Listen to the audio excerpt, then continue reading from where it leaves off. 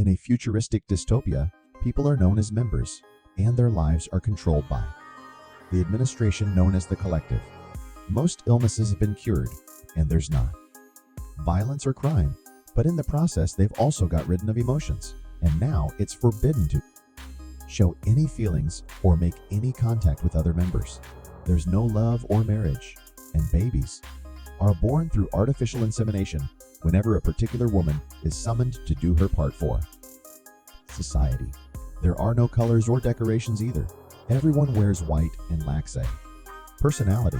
Even their meals are dull, and the only hobbies they have are basic repetitive tasks, like solving bland puzzles. They also have chips on their arms, so computers can watch over their daily lives, and that chip must be scanned every time they use the train or enter their work building. One of these members is Silas, who follows the same routine as everyone else. Wake up and let the bed make itself, have a bland breakfast, and go to work. Nobody talks as they travel on the train, and they stay silent while they work as well.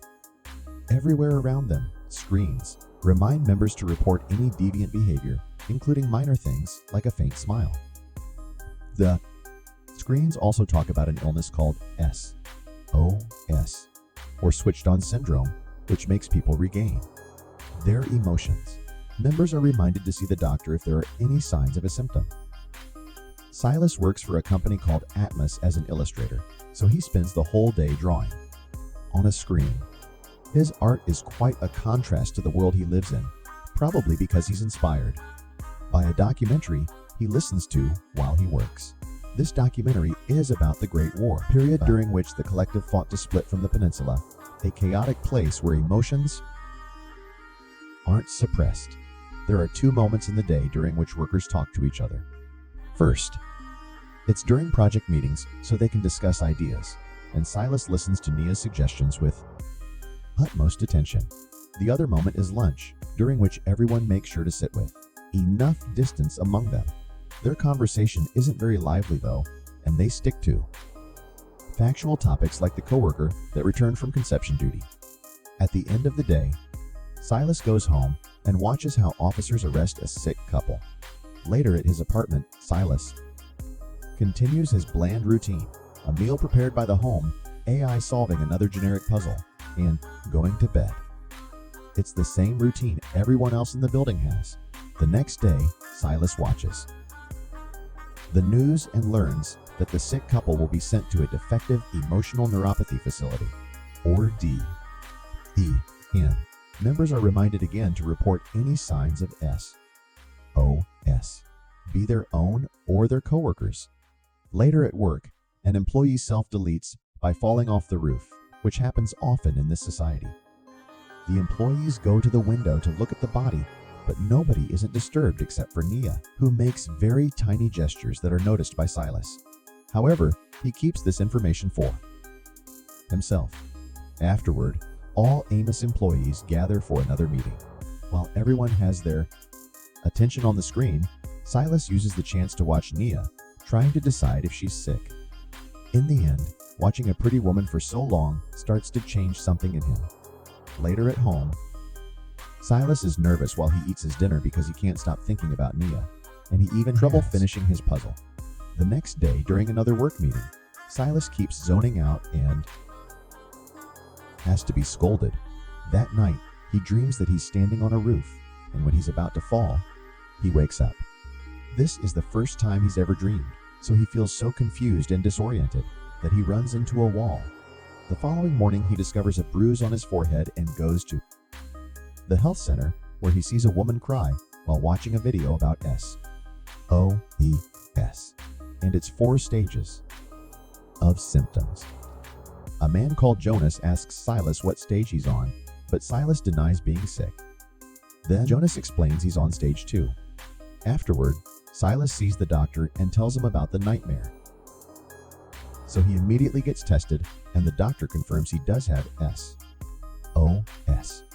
Silas is scared for a moment because he thinks he'll be sent to a DEN facility, but the doctor assures him they're working on a cure, so he'll be fine as long as his symptoms don't get out of hand. Then Silas checks his home computer and notices his profile already says he has stage 1 OS. Later at work, someone asks Silas why he has a bruise, so Silas lies and says he got it from a Tai Chi class, not wanting to reveal his illness yet. His coworker doubts him, but to Silas's surprise, Nia cuts in and confirms his story. During lunchtime, a bumblebee lands on their table and Nia traps it in a glass before letting it go. As she explains how strange it is that bees can fly, Silas can't stop looking at her. After work, Silas must pick up shades and medication from the health center. At home, he watches a video for members with SOS, explaining it's a genetic problem. The gene that is supposed to suppress emotions is malfunctioning, and only inhibitor medicine can delay worse symptoms. The next day at work, Silas keeps feeling lots of new things that distract him from his chores. He loses focus and has depressive moments. He also becomes very sensitive to light. When he does manage to work, his drawings are very unconventional. Later during a bathroom break, Silas bumps into Nia and they have a very awkward conversation. Afterward, Silas starts following Nia without her noticing until she disappears into her apartment. This experience makes Silas decide to stop taking the medicine. The following day, Silas switches roles with a coworker on purpose, so he can ask Nia to check on his work. Nia does notice his strange, but she helps him anyway. This is noticed by his superior, who makes sure they aren't interacting out of enjoyment. Nia provides very good feedback, but Silas is more concentrated on watching her face. He's becoming so obsessed with her to the point that later in the night, Silas enters the empty office and uses Nia's computer to listen to her recordings. During the next work meeting, Silas accidentally spills his drink, and when a coworker helps him, his shades are discovered as well. Now Silas has no choice but to admit he has SOS. And even though he swears he isn't contagious, they decide to separate him from the group. Silas is hurt because Nia agrees with the idea. From then on, Silas works in a corner far away from the others. After work, Silas continues to follow Nia. This time she notices and surprises him from behind, threatening to report him if he doesn't stop. When Silas says Nia also has SOS, she tries to deny it, so Silas points out that if she wasn't affected, she would already reported him. Not knowing what to say, Nia leaves. The next day, Silas and Nia pretend nothing happened, and Nia tries to avoid interacting with him as much as possible. However, Silas notices she fidgets a lot with her hand, confirming his theory. Later, when they're alone in the office, the tension is so thick that Nia rushes to hide in the bathroom. Sia follows her, and the two awkwardly stand in the same stall as they try to understand what they feel. After some hesitation, Silas touches her hands and face, not believing how amazing it feels. Finally giving in, Nia leans against him, and they share their first hug in their lives. As they enjoy the warm, Nia admits she's been sick for a year. She's very scared and waiting for the cure, so she tells Silas that they can't be together. Silas accepts this but can't stop himself from kissing her before leaving. The following day, Nia can't stop thinking about Silas even though she asked for distance. Silas returns every look and follows her around until they're alone again in the bathroom stall. They are so close that they're almost melting into each other as they experience the warmth of human touch. Unfortunately, the moment is interrupted when someone enters the bathroom. So Silas leaves the stall alone to discover it's his manager, who asks Silas if he's thought about self-deleting yet. Silas explains he'll only consider it when he reaches later stages. On there, snooping on Nia, so he must stop if he doesn't want to be reported. The next day after work, Nia waits for Silas in the stall, but he doesn't show up. Later, they meet in a pathway and discuss the manager's threat. Silas announces he'll ask to be transferred to another job, and Nia leaves without saying anything. When she arrives at her apartment, she has a full breakdown. The following morning, Silas reports his resignation, saying he needs to find a job where his illness won't cause trouble to his coworkers. Soon, Silas starts working at a nature sanctuary, and Nia has to deal with his replacement.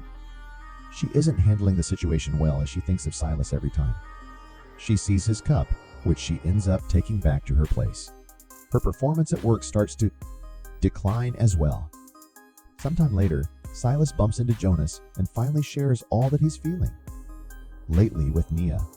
Jonas immediately understands because he also used to have a connection with a woman, but unfortunately, their story didn't end well. Then Jonas invites Silas to a support group for people with SOS, and Silas gladly attends a meeting. The people there are scared of the DAN facility, and when Silas asks about it, Bess explains that half the people sent there end up self-deleting while the other half are forced to go through an emotion-suppressing treatment. Bess is a doctor who hides her SO, so she can be there for the patients at the facility. When Silas returns home, he finds Nia waiting for her. She's incredibly nervous and frustrated, so Silas holds her to calm her down. This simple touch grows into more, and soon they end up doing the naughty together. Once they're done, they're so amazed by the experience that they discuss the subject of love and vow not to be apart again. From then on, they act as strangers during the day, but at night they reunite as lovers. They go on secret dates and get to know each other better, sharing aspects of their lives like dinners and showers. Nia soon regains her mood and her work performance improves. Sometimes when they cross each other on the street during the day, they let their hands brush against each other. One day, a group of officers appear to make a huge announcement. The collective has found a cure for SOS. Silas and Nia agree that neither of them wants the cure, and Silas takes Nia to the support group so they can share the news together. They plan to escape to the peninsula. The others try to convince them it's a bad idea, and Bess shares the story of a man who died trying, but the couple doesn't change their minds. Seeing their strong love, Jonas agrees to help, and he makes arrangements for them to escape in 3 days. The next day, when Nia arrives at the office, an alarm goes off, and an officer immediately takes her away. Later, Nia meets Silas with some terrible news. She's getting summoned for conception duty. This means Nia can't leave because she won't be allowed in trains. However, Silas has an idea. She should go to see a doctor and get tested because once they see she has EOS, she won't be eligible anymore. The following day at the health center, the doctor tests Nia's blood and is shocked to discover she's pregnant. Naturally occurring pregnancies are one of the worst crimes in this society. Meanwhile, Silas is waiting for Nia at their meeting spot, but she doesn't show up and he gets worried. He goes to the health center and is devastated to discover Nia is being taken away to the DEN facility. Once there, she's restrained and treated like a pariah for what she did. Bess soon discovers she's there and contacts the others. Back to Silas, he goes to Jonas for help, and Jonas assures him he and Bess are already working on it, so now he must wait. In the morning, Bess uses her doctor privilege to take Nia from her room and takes her to meet with Jonas and the others. Bess explains they'll exchange Nia's body with a woman who recently self-deleted and inserts a new chip in Nia's arm to give her the dead woman's identity. Once she's dressed up and feeling better, Nia thanks Bess and runs away, managing to go through the station gates. Thanks to the new chip, Jonas's group also tries to get out and find their way blocked by officers, so they try to take the elevator instead. Unfortunately, they find a member who immediately snitches on them and they get arrested. Soon Silas sees the news of Jonas's group getting arrested, so he runs to the DEN facility to ask about Nia, and the guard informs him that she died. Not being able to deal with a broken heart, Silas goes to the roof of the company building and considers self-deletion. However, after lots of hesitation, he steps down.